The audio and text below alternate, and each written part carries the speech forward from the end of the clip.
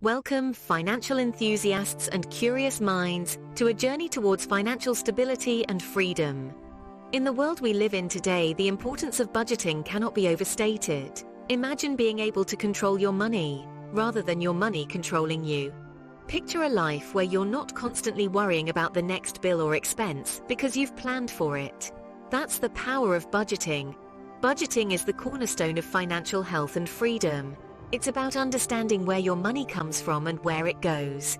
It's about making informed decisions and taking control of your financial future. And it's not as complicated as it may seem. Over the course of this video, we will guide you through 10 easy steps to create a budget and, most importantly, stick to it. We'll start by identifying your financial goals, because, let's face it, we all have dreams we'd love to achieve. Next, we'll look at tracking your income and expenses, an essential step to understand your financial situation better. We'll then delve into categorizing your expenses and creating your budget, which will give you a clear picture of where your money should go. Once your budget is set, we'll discuss how to implement it and monitor it to ensure you're on track. Of course, life is unpredictable, so we'll also talk about adjusting your budget and saving for emergencies. Debt can be a significant obstacle on the road to financial freedom, so we'll tackle how to pay it off effectively. Finally, we'll review everything and plan for the future, because budgeting is not a one-time activity, but a continuous process. Each of these steps is a piece of the puzzle that, when put together, creates a clear picture of financial stability and freedom. It's a journey, and like any journey, it starts with a single step. So, are you ready to take the first step towards your financial freedom? Let's dive in. The first step towards creating a successful budget is identifying your financial goals. Think of your financial journey as a road trip. Without a destination, it's easy to get lost or sidetracked. That's why pinpointing your financial goals is vital.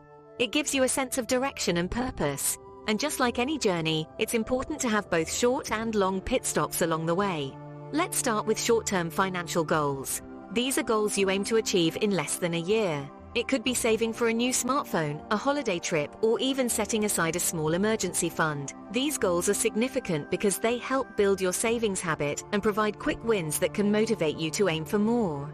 Next, we have medium-term financial goals. These are goals that typically take 1 to 5 years to achieve. This could be saving for a down payment on a house, starting a small business, or paying off a specific debt. These goals require a bit more planning and patience, but are equally rewarding. Then, we have long-term financial goals. These are usually large, life-changing objectives that take more than 5 years to achieve. It could be saving for retirement, buying a home, or funding your child's education. These goals require consistent commitment and discipline, but remember, the earlier you start, the easier it becomes. But how do you set these goals? Start by making them SMART: specific, measurable, achievable, relevant, and time-bound. For instance, instead of saying I want to save money, try I want to save $20,000 for a down payment in 3 years. This way you have a clear target and a timeline to work towards. So, take a moment to reflect on your financial aspirations. What are your short, medium, and long-term financial goals? Write them down, prioritize them, and keep them in sight. Remember, a goal without a plan is just a wish. So let's start planning. Now that you have your goals in place, it's time to get a clear picture of your income and expenses. To create a budget that works for you, you must first know exactly what you're working with.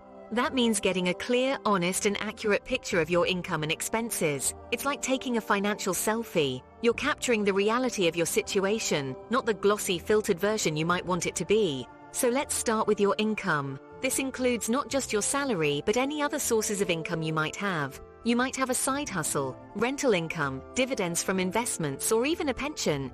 List them all and make sure to note whether they're a consistent monthly income or more sporadic. Now let's move on to your expenses. This is often trickier, as expenses can be more variable and harder to pin down.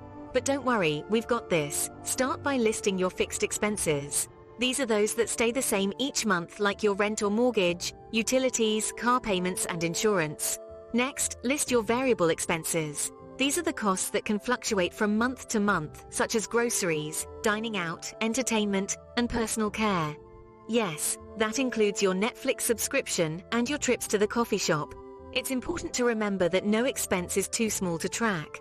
Those daily lattes or weekly magazine purchases may seem insignificant, but they add up over time and can have a big impact on your budget. Now, some of you might be thinking, that sounds like a lot of work. And yes, it does take some effort, but thankfully, there are plenty of tools out there to make it easier.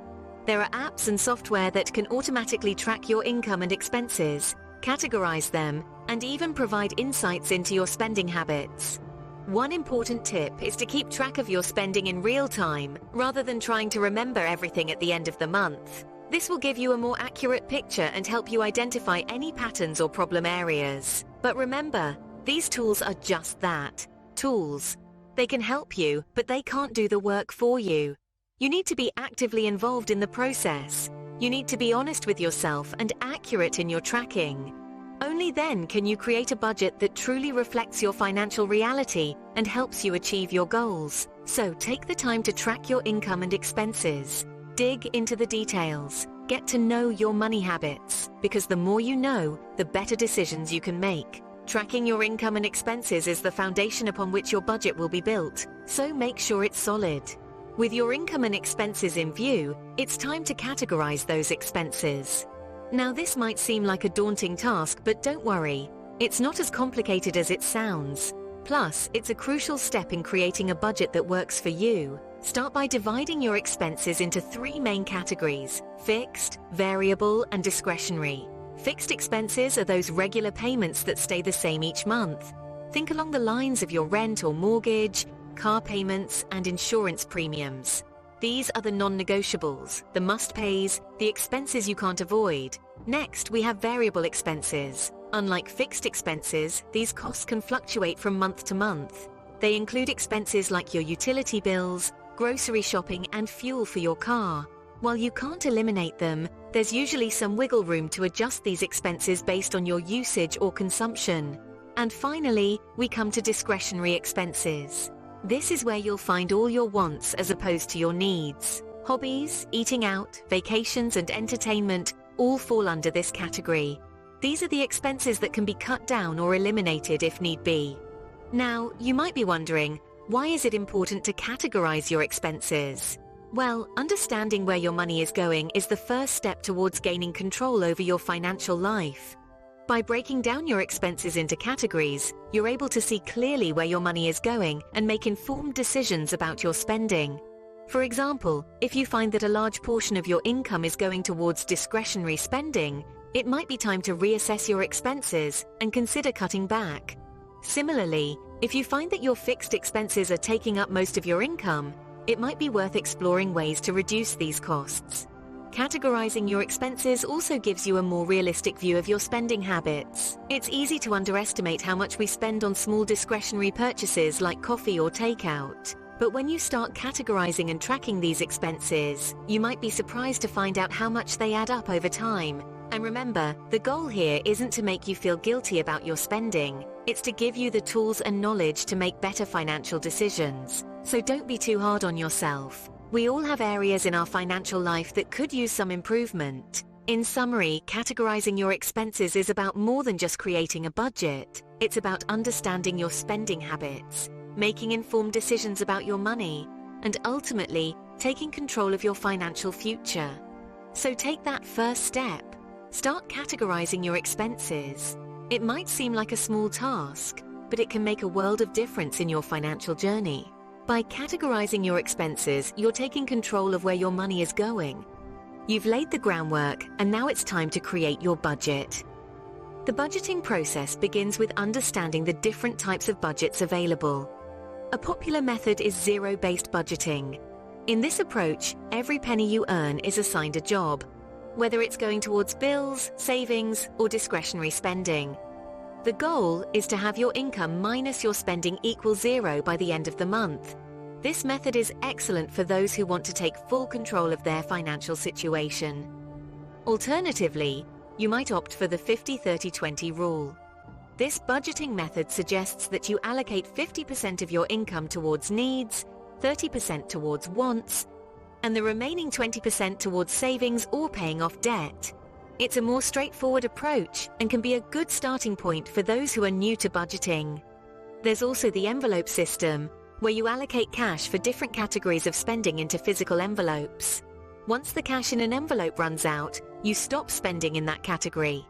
This method can be a good fit if you struggle with overspending and need to visually see where your money is going. So, how do you decide which budgeting method is right for you? Well, it largely depends on your financial goals, lifestyle, and personal preferences. You may even find that a hybrid approach works best, combining aspects from different budgeting methods. Once you've chosen a budgeting method, it's time to allocate money to different expense categories. Start with your fixed expenses, such as rent or mortgage, utilities, and insurance. These are costs that typically stay the same each month. Next, allocate funds to variable expenses like groceries, dining out, and entertainment. These costs can fluctuate from month to month, so it might be helpful to look at previous month's spending to estimate how much you'll need. Don't forget to set aside money for savings or debt repayment. Depending on your financial goals, this might include contributing to a retirement fund, saving for a down payment on a house, or paying off student loans. Lastly, it's crucial to create a miscellaneous category for unexpected expenses that don't fit into any other category. This prevents unforeseen costs from throwing your budget off track. Remember, your budget is not set in stone. It's a living document that can and should be adjusted as your financial situation changes. The most important thing is that it aligns with your financial goals and helps you keep track of where your money is going. Creating a budget might seem daunting at first, but with patience and persistence, it can become a powerful tool in your financial arsenal. It's a way to ensure you're not just spending money, but spending it wisely and purposefully. Creating a budget that works for you is like creating a roadmap to your financial goals. And with this roadmap, you're well on your way to financial freedom. Now that you have your budget, it's time to put it into action. Having a budget is one thing, but implementing it is where you'll see the fruits of your labor. Your budget is your financial roadmap, guiding you towards your financial goals. Let's delve into how to implement your budget effectively. Firstly, you need to understand that budgeting is an ongoing process. It's not a one-time event, but a continuous exercise that requires regular attention. So make it a habit to review your budget frequently. Daily, weekly, bi-weekly, or monthly. Find what works for you and stick to it. Secondly, you need discipline and consistency. These are the bedrock of successful budgeting. It's easy to stray off course with impulse purchases and unplanned expenses. But remember, every pound you spend outside your budget is a pound less towards achieving your financial goals. So, stay disciplined, stick to your budget, and resist the temptation to overspend. Next, employ the use of budgeting tools. There are plenty of budgeting apps and software that can help you track your income and expenses. They can also provide you with real-time updates and alerts when you're nearing your budget limits. Utilize these tools to help you stay on top of your budget. Moreover, don't forget to reward yourself. Sticking to a budget doesn't mean you can't enjoy your money. Set aside a small portion for fun and leisure activities. This not only makes budgeting less restrictive, but also gives you something to look forward to. Lastly, be patient. Change doesn't happen overnight. It may take a few months before you start seeing significant progress, but don't get discouraged. The key is to stay consistent and keep going. Implementing your budget is where the rubber meets the road. Stay the course and you'll see progress. Remember, a budget is more than just numbers on a page. It's a tool that can empower you to take control of your financial future. So, implement your budget, stay disciplined, and watch your financial dreams turn into reality. With your budget in action, it's crucial to keep an eye on it. Think of your budget as a living, breathing entity. It's not static, it evolves with you and your circumstances. Just as a gardener would monitor their plants, ensuring they're growing healthily, you too should tend to your budget. How does one monitor a budget, you may ask? Well, it's simpler than you might think. The first step is to do regular check-ins. These don't have to be daily, but they should be frequent enough that you have a good grasp of your financial situation. Weekly or bi-weekly check-ins are often a good choice, allowing you to see how your spending aligns with your budget. This is the time to look at your bank statements, credit card bills, and any other financial documents. Compare them with your budget, checking to see if you're staying within your set limits. These check-ins are also the perfect opportunity to spot any anomalies. Perhaps you notice a recurring charge for a service you no longer use, Or maybe you're spending more on groceries than you had anticipated. By regularly monitoring your budget, you can catch these issues early and make the necessary adjustments. And speaking of adjustments, they're the second part of monitoring your budget. Life is unpredictable. You may have unexpected expenses or your income could fluctuate. That's why it's vital to ensure your budget can adapt to these changes. If you find that you're consistently overspending in one category, it might be time to revisit your budget and adjust it. But remember, adjustments aren't just about cutting back. If you find you're consistently underspending in a category, why not reallocate that money elsewhere? Perhaps you could put it towards your savings or use it to pay off debt faster. The beauty of a budget is that it's flexible. It should serve you, not the other way around. One more thing to consider when monitoring your budget is the use of budgeting tools. There are countless apps and software options available that can automate much of the budget monitoring process. They can track your spending, categorize your expenses, and even alert you when you're nearing your budget limit. While not necessary, they can certainly make the process more manageable. Finally, remember that monitoring your budget is an ongoing process. It's not something you do once and then forget about. It's an integral part of financial management, a tool that helps you control your money rather than letting it control you. Monitoring your budget is like steering a ship. Regular adjustments ensure you stay on course. And with careful monitoring and timely adjustments, you're well on your way to achieving your financial goals. Stay tuned for our next scene where we'll discuss how to adjust your budget when life throws you curveballs. Now, nobody said budgeting was a set-it-and-forget-it thing. It's time to talk adjustments. Budgeting is not a rigid, unchanging process. It's more like a living, breathing entity that evolves with your needs and circumstances. It's flexible, adaptable, and requires regular fine-tuning. So when do you adjust your budget, and why is it necessary? Well, life is full of surprises, isn't it? Sometimes it throws us a curveball, and we have to adjust our swing accordingly. Similarly, when your financial situation changes, it's time to revisit your budget. Perhaps you've received a raise at work, or maybe you've lost a source of income. Maybe you've had a major life event, like the birth of a child, a marriage, or even a divorce. These circumstances will inevitably impact your income or expenses, and your budget needs to reflect these changes. Next, let's consider the why. Why do you need to adjust your budget? Remember, your budget is a tool to help you achieve your financial goals. If it's not doing that, then it's time for a tweak. Maybe you've noticed that you're consistently overspending in one category, or perhaps you're not saving as much as you'd like. Adjusting your budget can help you rein in unnecessary spending and prioritize your savings. Moreover, adjusting your budget is not a sign of failure. On the contrary, it's a sign of financial maturity. It shows that you're actively managing your money, that you're aware of your financial habits, and that you're taking steps to align your spending with your goals. Now let's talk about flexibility.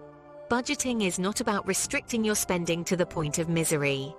It's about making informed decisions about where your money goes. Therefore, your budget should have some wiggle room. For instance, if you've budgeted a certain amount for entertainment, and one month you go over that limit because you went to a concert, that's okay. You can adjust your budget to accommodate this. But remember, the key here is balance. If you're constantly overspending in one category, it might be time to reassess your habits or adjust your budget. Similarly, if you find that you're consistently underspending in a certain area, you could reallocate that money to another category or boost your savings. In conclusion, adjusting your budget is a necessary part of the budgeting process. It ensures that your budget continues to reflect your current income, expenses, and financial goals. It allows you to respond to changes in your financial situation and make informed decisions about your money. And most importantly, it keeps your budget relevant and effective. With a flexible and adaptable budget, you're in a better position to manage your money and achieve your financial goals. Adjusting your budget ensures it continues to serve your needs and goals. While you're managing your money, don't forget to prepare for the unexpected. That's right, we're talking about emergency funds. You might be wondering why we're focusing on this amidst the talk of budgeting and saving. Well, the truth is, life is unpredictable, and an emergency fund is the financial buffer that keeps you afloat when unexpected expenses strike. So, what exactly is an emergency fund? In simple terms, it's money set aside to cover large, unexpected expenses, such as a major car repair, a medical emergency, or a sudden job loss. It's not for planned expenses or indulgences. It's a safety net, there to catch you when you fall. Now, how much should you save for emergencies? A good rule of thumb is to have 3 to 6 months' worth of living expenses stashed away. This amount can provide a solid cushion in case of a sudden loss of income or a sizable unexpected expense. However, the exact amount can vary based on your personal circumstances. If you have a high-risk job or irregular income, you might want to aim for a larger emergency fund. On the other hand, if you have a stable job and strong social support, you might be comfortable with a smaller fund. Where should you keep your emergency fund? It needs to be easily accessible. That means you don't want to tie it up in investments that might lose value or have penalties for early withdrawal. Consider keeping it in a high-yield savings account, which can give you a better return than a regular savings account while keeping your money liquid.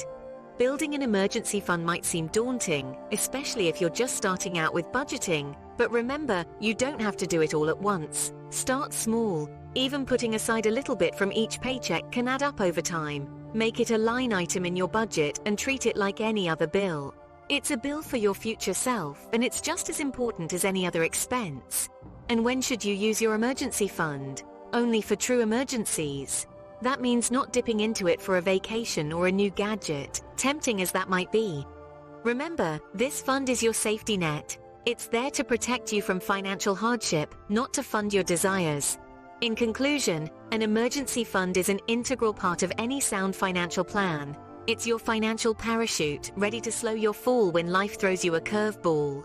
So while you're working on your budget, don't forget to include a line for saving for emergencies. An emergency fund is your financial safety net. Don't overlook it. It's the cushion that softens the financial blows that life can sometimes deal. So don't wait. Start building your emergency fund today. In your journey to financial freedom, don't let debt hold you back. It's a common obstacle that many of us face, but with the right strategies, it's not insurmountable. Debt can feel like a heavy burden, a constant weight on your shoulders, but it's possible to lighten this load, and doing so can unlock more of your income for other financial goals. So how do we start? Firstly, understand your debt. Know who you owe, how much you owe, and what the interest rates are. It's like mapping out your battlefield. You can't strategize if you don't know the terrain. Once you have a clear picture, it's time to prioritize. Some financial advisors recommend the snowball method, which involves paying off your smallest debts first to gain momentum. Others advocate for the avalanche method, where you tackle the debts with the highest interest rates first to minimize the total interest you'll pay over time. Choose the method that you feel will work best for you. Next, consider consolidating your debts. This means taking out one loan to pay off all your debts, leaving you with one monthly payment rather than several. The goal here is to secure a lower overall interest rate, saving you money in the long term. It's also worth considering creating a separate budget specifically for paying off debt. This can help you visualize how much of your income is going towards your debt and how quickly you can become debt-free. Remember, every bit counts. Even small additional payments can make a significant difference in reducing your debt faster. Finally, don't forget to celebrate your progress, no matter how small. Each paid-off debt is a victory, a step closer to financial freedom. So, take a deep breath, muster your strength, and face your debt head-on. It's a tough battle, but one that's well worth winning. Paying off debt can be a game-changer in your financial journey. With patience, perseverance, and a solid plan, you can conquer your debt and pave the way for a more financially secure future. You've come a long way. Now it's time to look ahead. Have you ever embarked on a journey without a map or a compass? Not quite feasible, right? The same is true for your financial journey. Your budget is your roadmap, guiding you towards your financial goals. But just as any good explorer knows, a map is of no use if you don't regularly check your progress and adjust your course. Think of your budget as a living, breathing entity. It's not set in stone. It evolves as your life and financial goals change. Got a raise? Your budget should reflect that. Planning to buy a house? Your budget should account for that. Have kids going off to college? Yes, you guessed it. Your budget should incorporate that. Regular budget reviews are crucial. They keep you grounded, make you aware of your financial strengths and weaknesses, and help you make necessary adjustments. It's recommended to review your budget at least once a month. This way, you can stay on top of your income and expenses and make sure you're still on track towards achieving your financial goals. Remember, Your budget is more than just numbers on a page. It's a reflection of your life's priorities and goals. As these priorities shift, so should your budget.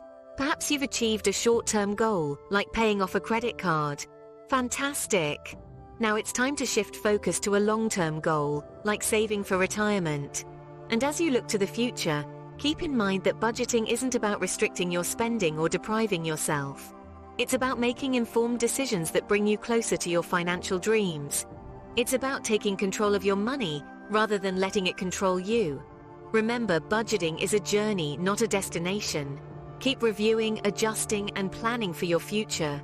Because at the end of the day, it's not about how much money you make, but how well you manage it. Here's to a brighter, financially secure future, crafted by you, for you. So there you have it, 10 steps to create a budget and stick to it. Starting with the first step, we dove into identifying your financial goals. It's essential to know where you're headed financially, whether that's saving for a dream vacation, buying a home, or simply wanting a stress-free retirement. Next, we moved on to tracking your income and expenses. This is the groundwork for your budget, understanding where your money comes from and where it goes. Remember, every penny counts. The third step was all about categorizing your expenses. By dividing your expenses into necessities, wants, savings, and debt repayments, you gain a clearer picture of your financial standing. In the fourth step, we walked through the process of creating your budget. Using the information from the previous steps, you can allocate your income to different categories, ensuring your needs are met while still working towards your goals. Then we explored how to implement your budget. This is where the rubber hits the road. It's all about discipline and commitment to your financial goals. Monitoring your budget was our sixth step. It's not a set and forget process. Regular check-ins help you stay on track and make necessary adjustments. Which brings us to the seventh step, adjusting your budget. Life happens, and your budget should be flexible enough to accommodate changes. Our eighth step emphasized the importance of saving for emergencies. An emergency fund acts as a financial safety net, protecting you from unexpected expenses. In the ninth step, we discussed paying off debt. This is a crucial part of financial freedom. The sooner you're free from debt, the sooner you can focus on your financial goals. Finally, we spoke about reviewing and planning for the future. This is the time to reflect on your progress, celebrate your wins, and set new goals. Remember, the journey to financial freedom begins with a single step, so take that step today.